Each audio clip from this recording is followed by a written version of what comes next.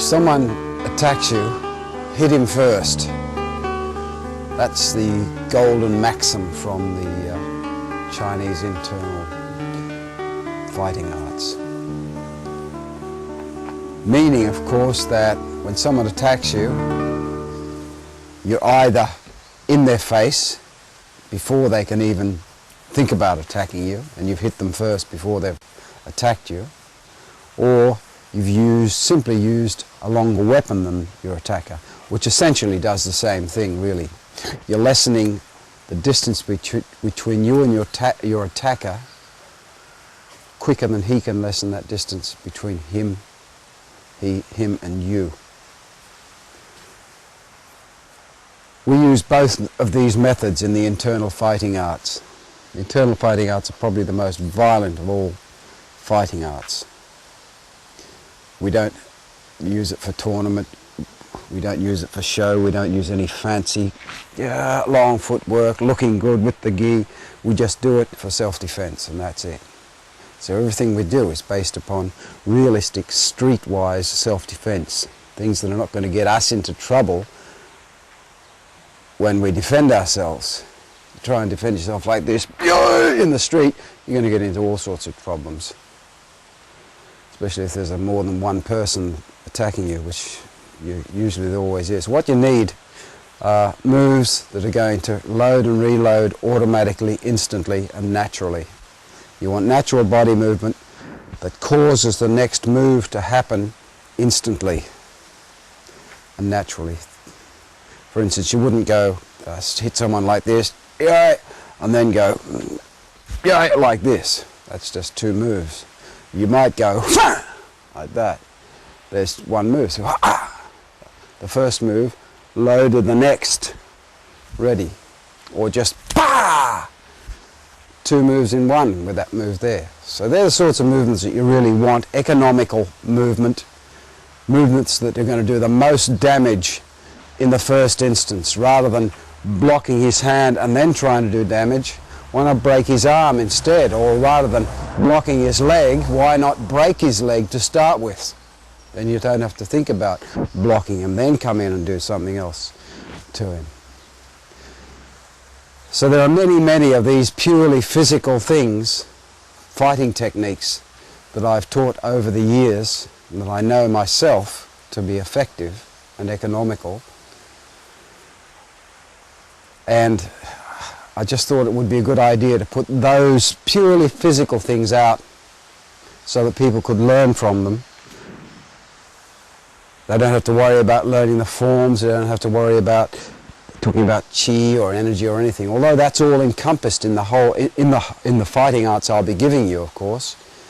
And the learning of the forms, of course, gets you there quicker than if you just learn these things. What I noticed is, when I start teaching these people, I might say, okay, let's do this fighting, bang bang, this fighting method. Then I'll look around and I'll see people just haven't picked it up. They'll be still using their stepping, their karate type movements, and they just can't get it. They just don't understand how it works. Or they'll be trying to kick like this without turning the heel.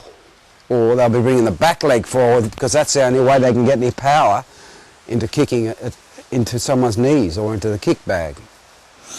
Once I explain to them exactly how it's done and the body mechanics behind it and why they're doing it, then they understand, and they've got a much better chance of learning how to do these methods, even though they haven't perhaps learnt the whole form yet, or even if they haven't even learned the form yet.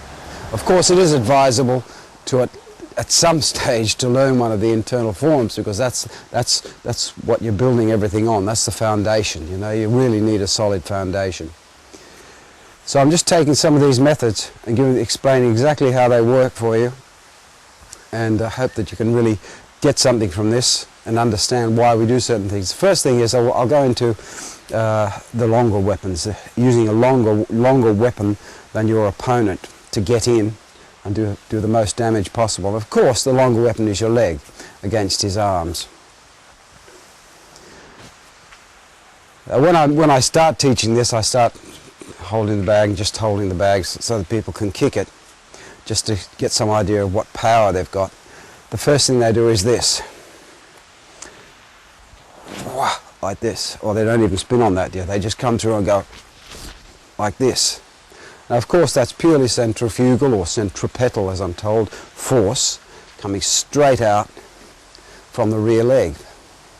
But blind Freddy can see that coming a mile off, of course. You're fighting someone, well, he knows you're going to kick him with the back leg because that's the only way you get any power. What you want to do is to get power with the front leg.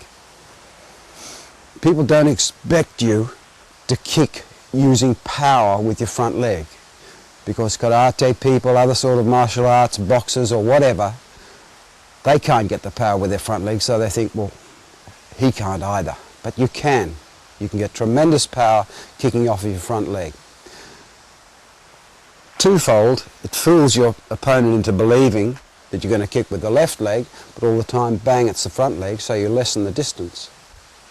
If you're kicking with your back leg, you see, he's got to come in that much closer to you before you kick him, and so you lose the surprise of using a longer weapon. Eli? If I'm using my front leg, you see, as Eli comes in, it just steps into me, but I know that I can kick him there. I know that I can get his leg. See, I can get his leg right there. He cannot hit me. I'll always put the guard up just in case, but I know that I can now get his knee before he's got me from the front leg. If I'm using the back leg, see how far he's got to come in more closer to me before I can get him in the leg, you see? So I'm losing that advantage straight away. And I've also got the thing of, oh, he can see that coming a mile off, you see. In other words, I've got to start the kick long before he gets to me. If Eli's attacking me, here he comes, well, I've got to start the kick. Sorry, Ben. Okay, he's attacking me. Well, I've got to start the kick way back here in order to get him, you see, if I'm using my back leg. He starts to come in now. As he comes in, I can start it straight from here when he's just that far away from me. So he thinks he's made it into me. Whereas if I start back here, I'm that far away from him, he can see the kick coming and he can deal with it, you see. So that's why we always kick with the front leg. Okay, I'm just going to show you a couple of things using this kick bag here.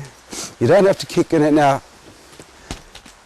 I see people kicking the bag and kicking the bag, and say, oh gee, that was great, I'm really good at this, I've got all this power. Bang. You cannot lose sight of the fact that of what you're trying to kick. You're not kicking a kick bag. No one's going to attack you in the feet with lovely soft kick bags, attached to their legs. Never lose sight of the fact that you're actually kicking someone's legs, and it's a much harder object. Although the legs will break very easily from the knee if they're kicked here and here. There are only two little tendons holding your leg on there, and if it's struck this way or this way, bang, they snap and they go. I've heard the noise that they make, and it's like a light bulb going off. They go bang, and they're very easy to break with not so much power. You don't have to have boom, that much power. You don't want to break his leg right off, you just want to break the tendon. He can't do anything. He falls on the ground, he still can't walk on his leg. So why use a sledgehammer when you can use a little hammer and waste less energy for yourself?